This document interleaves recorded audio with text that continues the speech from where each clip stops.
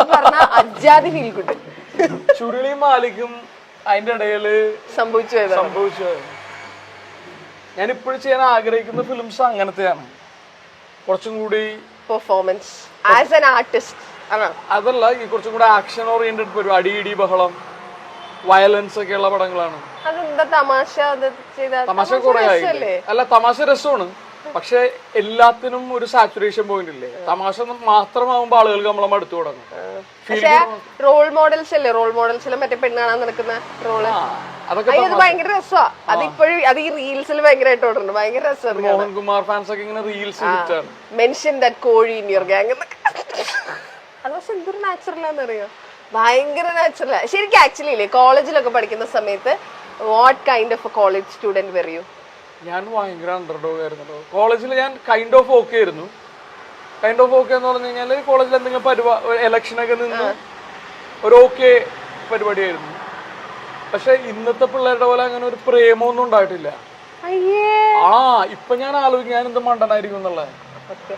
അത് പ്രേമം ആരോടെങ്കിലും തോന്നിയാൽ കൂടി അത് പോയി പറയാനോ എക്സ്പ്രസ് ചെയ്യാനുള്ള ഗട്ട്സ് ഒന്നും ഉണ്ടായിരുന്നു.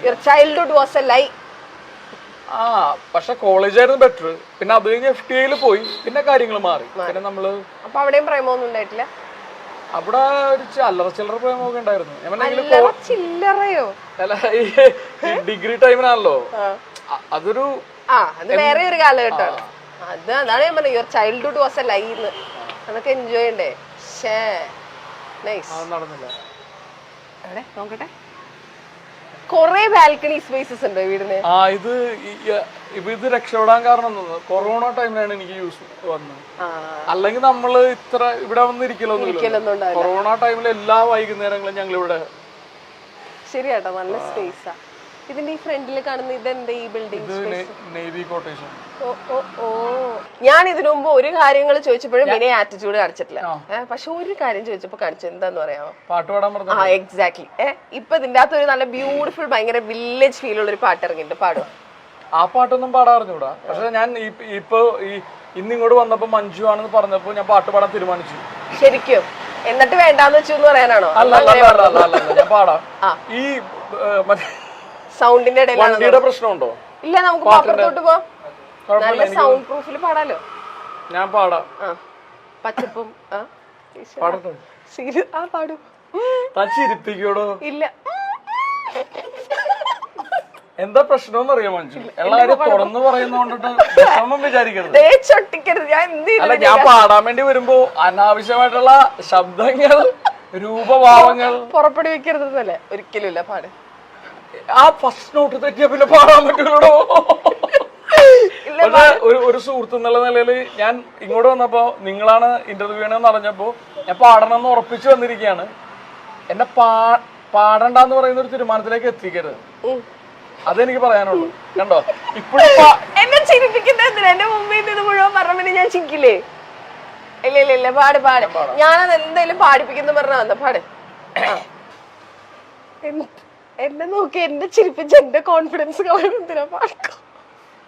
എനിക്ക് മനസ്സിലാകുന്നില്ല, ഒരാൾ ഇത്ര അടുത്തിരുന്നിട്ട് ചിരിച്ചു കഴിഞ്ഞാൽ നമുക്ക് പാടാൻ പറ്റും. ഞാൻ പുറകോട്ട് നീങ്ങിക്കോ.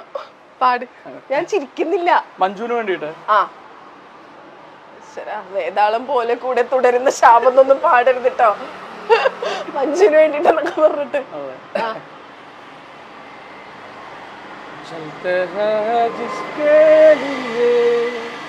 तेरी आँखों के दिए ढूंढ लाया हूँ वही गीत मैं तेरे लिए चलते हैं जिसके लिए